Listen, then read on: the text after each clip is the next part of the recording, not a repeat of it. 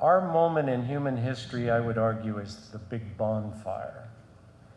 You can think of our predicament or our situation as 6 billion humans around an enormous flame. We're piling on about 1 million tons of fossil fuels every hour.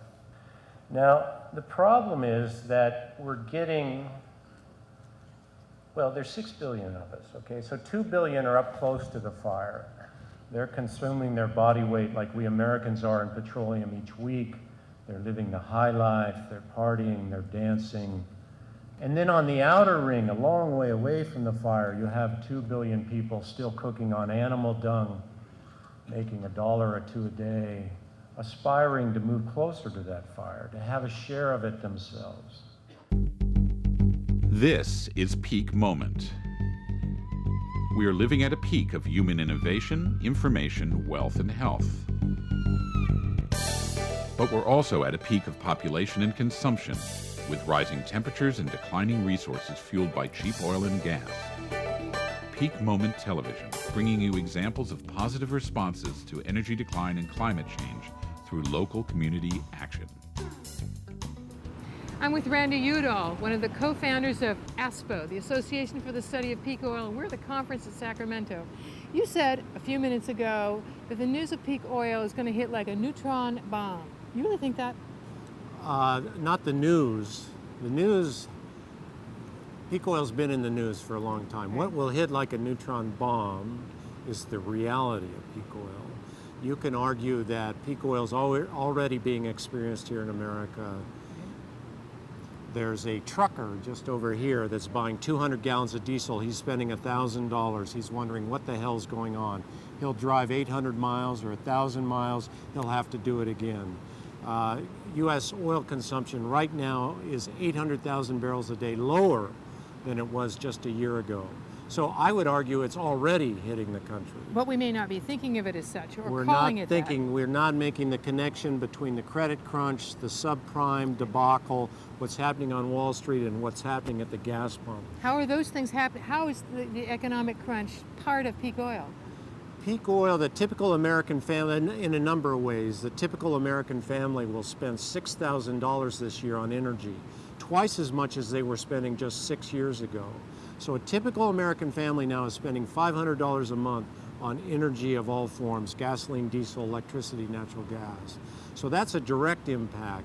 The subprime, connecting the subprime and the credit crunch to peak oil is a little bit more difficult, but one of the financial people here made a fascinating point. He said, every day we're sending $2 billion overseas for oil. This is money we have to print in Washington. Ben Bernanke gets up, drinks a cup of coffee, prints $2 billion, puts it in duffel bags, send it overseas. These guys looking at it, they say, Jesus, these guys just printed it this morning. They're going, what is the original currency? They're thinking to themselves. These are people in Venezuela, the Middle East, Vladimir Putin in Russia. They're saying oil is the original currency, not the US dollar. So a weaker dollar gives us a weaker economy. There's lots of connections here that people are just beginning to understand, and most politicians have no clue.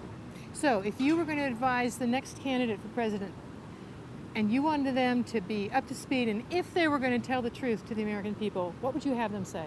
Well, what's fascinating is both McCain and Obama have been briefed on peak oil, but peak oil is at such odds with the frontier mentality, the Morning in America frontality that we have in the U.S. Peak oil, we don't do depletion. We don't think of ourselves as people with any kind of depletion problem. Half of us die without having a will. We don't even think we're going to die. That's the classic example here in the United States. So we have a depletion problem, but our politicians can't speak honestly about it because they think it's at odds with the need to run an optimistic campaign. In American political campaigns, it's always morning in America. Well, it is morning in America with respect to wind and solar power. It's not with respect to oil. Okay, so it's February '09 and the next president is installed, we hope. Now you're having to face, you know, if they're going to face something that happens in the next 4 years, one of our speakers said, something's going to happen around energy in this time frame. Then what do we say? I've been arguing that the presidency right now is like an IED. It's an improvised explosive device. The next president is going to come in and they are going to inherit a disastrous financial situation, a very challenging energy situation with a country that's both puzzled, demoralized, and angry. And they're going to have to figure out a formula for preserving prosperity, and we're hearing nothing about it serious in the campaign so far. So whether it's McCain or whether it's Obama, it doesn't really matter. The next president is going to be faced with the most severe economic and energy crisis in the nation's history. You at ASPO have some ideas for how to mitigate some of that energy crisis. We think when you talk to, what's interesting to me is we have to develop, as a people, a prosperous way down. We need a way to preserve prosperity, create jobs, reduce the trade deficit, reduce the budget deficit, put people to work, put money back in the economy in an intelligent way. And it's our belief that efficient use of energy and massive deployment of renewable energy are probably the best ways to do that. We've got to put Detroit back to work, but they cannot build any more 15-mile-per-gallon vehicles. Those things are just cannibalizing prosperity. So we need to rebuild our automobile fleet. There's a lot of thinking that we need to electrify transportation. We need massive deployment of renewable energy. We've got to come home, America, quit fighting for oil overseas, and come back here and produce it on our soil. Do you think that we can have, even though you're talking about decline, that people could imagine having their hybrids and just sort of substituting for what oil is doing as it's on the decline? We will use oil much more efficiently. We'll use bicycles, scooters. You go to a college campus, the kids are on scooters and bicycles. We'll have more efficient vehicles. We'll build a lot more rail than we have right now. We'll be flying less than we're used to. There are going to be major changes in the way we move people and goods around the country. It's going to be a really exciting time. The challenge is if you try to do dumb things in this moment when both capital and time are constrained, you spend your way into energy bankruptcy. So capital and time are both constrained, political courage is constrained. So you have two flight paths. One, you crash, one, you've got a prosperous way down. And the next president is going to have to make decisions about what does that flight plan look like. What do you have hope? What brings you hope at this point? It's a tough spot. It is a tough spot. I mean, the hopeful part for me is that the banality of the last 30 years is over. We're good at challenges when we have clearly articulated challenges. In the past, we have a tradition of Yankee ingenuity. We have a tradition of thrift in this country. But what's fascinating to me is, do we still have it as a people? Do we still have the right stuff? We've been expecting sort of an entitled sense that this is the new normal. We will always be more prosperous. We will always have standards of living that go up. It's not endangered, it's extinct. We can be prosperous, we can remain prosperous, but only if we're very ingenious and very smart. Thank you. Thank you. One of my favorite writers is a guy named Lorne Isley. He wrote that man's long adventure with knowledge has been to climb up the heat ladder, the creature that crept furred through the glitter of blue glacial nights, now lives surrounded by the hiss of steam and the roar of engines, and he is himself aflame, a great roaring furnace. This is a plot of 250 years of global carbon emissions. The orange at the bottom is deforestation, and the purple plume that grows dramatically after World War II, that is the global fossil fuel burn. It's interesting, you can look at this as exhaust, as smoke, or you can look at this image as fire. And David Hughes was the first one that pointed out to me that if you think of it as fire or smoke, half of the carbon dioxide we put into the atmosphere and half of all the fossil fuels we've burned as a species have been consumed since 1980. Our moment in human history, I would argue, is the big bonfire. You can think of our predicament or our situation as 6 billion humans around an enormous flame. We're piling on about 1 million tons of fossil fuels every hour, producing, when you burn those fuels, you're producing about 80 million tons of CO2 a day. Some of it will still be there 100 years. A portion of it will still be there 500 years from now. Now, the problem is that we're getting, well, there's 6 billion of us, okay? So 2 billion are up close to the fire. They're consuming their body weight like we Americans are in petroleum each week. They're living the high life, they're partying, they're dancing, kind of like some of you were doing last night. And then on the outer ring, a long way away from the fire, you have 2 billion people still cooking on animal dung, making $1 or $2 a day, aspiring to move closer to that fire, to have a share of it themselves. And all of these 6 billion people are getting very conflicting information right now in terms of how much available fuel there is. And so I'm curious, are we taking the smoke for granted and the fire as a given? This is an EIA plot. It's a plot of projected supply. All the EIA graphs work great if you just change supply to demand. This actually, I think, is a very realistic diagram of the soaring global appetite for fuel. I have no doubt that the demand for fuel is going to soar just as it's exemplified here. And the EIA simply assumes in their energy model that demands for fuel will be met by supply. But in the peak oil community, we're beginning to wonder whether the new future isn't a future in which it's a case of demand meets supply, the latter constricting the former. Now, the EIA, what's important about this worldview is it's shared not just by the EIA, but also by the IEA in Paris, until very recently, the IPCC, the 2,000 scientists that study climate change, the USGS. This is the conventional worldview. This worldview is also shared by most environmental groups, by Al Gore, by Amory Lovins. This is the cornucopian worldview. This is the worldview of the IPCC and of the USGS and of the EIA. Each area here represents their best estimate of the amount of carbon in the world, how much fuel we can throw on the fire. So the small boxes on the right side of this are the carbon contained in conventional gas and oil. The big blue box on the bottom left, 10 times more carbon in the world's coals, they would argue.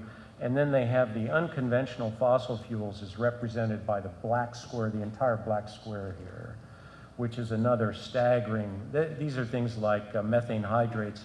Most of the 2,000 scientists working on the climate change scenarios know absolutely nothing about energy. They are primarily, they're experts and they have PhDs in albedo, the reflectivity of ice, storage of carbon in soils, aerosols, clouds, ocean dynamics. But they take all of their energy information from a small group of a few dozen scientists at the IPCC that proclaim themselves to be expert in energy. But this is a visual paradigm that underlies, every time you see a statement that we need to reduce emissions by so much by 2050, this is what's underlying it. Now, here are the nested assumptions in all the IPCC and climate studies you'll ever read, and at the EIA. Energy scarcity is a myth. Yes, energy resources are concentrated in a few countries, but the idea that there's a scarcity of them at a global level is simply false. The fuels are not just abundant, they're superabundant. There's no reason to hoard them or fight over them. There's no reason for resource nationalism. They will always be globally traded from haves, energy haves, to energy have-nots. You can use coal as a backstop. You can turn coal into anything you might ever want. chemicals, liquids, or gases. And fuel, therefore, for all of these reasons, will remain cheap for a century.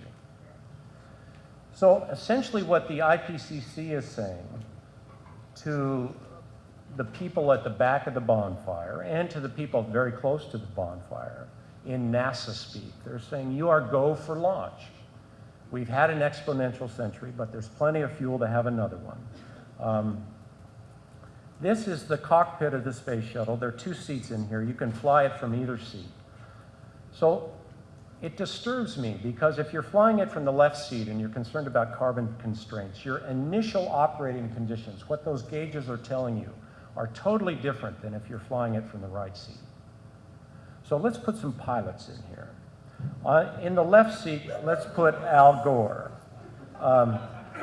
So he's getting the signal that, on his gauges, he's getting the signal that fossil fuels are enormously abundant, but that climate change is the critical problem facing humanity. In the right seat, we could put T. Boone Pickens or any number of people, but let's put Charlie Maxwell there. He had an interview in Barron's 2 weeks ago forecasting that he saw oil. This blew me away because Charlie's a very courtly, patrician guy, spoken at our conferences. He's not an alarmist. He's been analyzing the petroleum industry for 4 decades. He said that oil would be $300 a barrel by 2015. And now this blows me away because I don't think, it's hard for me to imagine the American economy surviving at that level, but perhaps. So let's put Charlie in the right-hand seat. Now, it's conventional wisdom that, well, yeah, if you do kind of the right things on climate change, you'll do good things on oil or vice versa. These are the flip side of the same coin. You know, good energy policy will address them both simultaneously. I'm going to make a counterintuitive argument that our obsession with climate change is dangerous. It's dangerous because it's distracting us from the more immediate peril that we're in. Gore's objective is to protect posterity. His flight plan says we're headed to 550 parts per million by 2100. This would commit us to 3 degrees of warming Celsius and eventual over a few centuries 20 to 80 foot sea rise. And then, you know, basically global emissions must peak by 2025 and fall 80%. Now remember, this is all based on the idea that we have enormous reserves of fuel. So the first step is to put a price on carbon, maybe $20 a ton. And the goal is to stop sea level rise, otherwise Florida is inevitably going to look like this maybe 2 or 3 centuries out. And we should save New Orleans. This photograph was taken after Katrina on the president's first visit there. We don't want to inadvertently create dozens of new cities that are below sea level, so sea level rise then is the dangerous anthropogenic interference with the climate that we're trying to avoid. But let's go back and look at this situation from the view of the guy on the right side of the cockpit. Charlie Maxwell's flight plan is much simpler, and his goal is much simpler. And his goal is much more bipartisan, I would argue, certainly in this country. His goal is to preserve prosperity. Energy is the original currency, you would argue. We need to save it, conserve it, use it with utmost efficiency. Charlie doesn't think you need a $20 a ton carbon price because a $300 barrel oil price is the equivalent of a $500 a ton carbon price going to oil exporters. In Charlie's view, if oil exports are peaking, then we are facing the most serious crisis in the history of manned spaceflight. China is effectively challenger. China is trying to take off with 1.3 billion people on board. They're trying to achieve middle-class prosperity. The US, on the other hand, is effectively Colombia. We're trying to find a prosperous way down, if you believe in Charlie's worldview. Okay, we've got 300 million people consuming their body weight in petroleum every week, driving the distance to the moon every 20 years, each one of them the oil tribe. You're trying to put them on the ground in one piece. You know, the reason we have trouble with both of these issues in America, I think, is our frontier mentality. I was on this drilling rig. It had a great bumper sticker, Earth first, we'll drill the other planets later. I actually think that peak oil is going to make the resolution of the climate problem, personally, this is where I ended up, it's going to make the resolution of the climate problem much easier. I think that peak oil is really a gift in many respects to the human species. That hasn't been the prevailing view expressed here at this conference. But let me end just with 2 slides. A long time ago, I used to work as a boatman in the Grand Canyon. It's 225 miles. There's 30 big rapids. And you can lie there at night early in the trip, and the biggest rapids, a few of them are way downstream, the scary ones.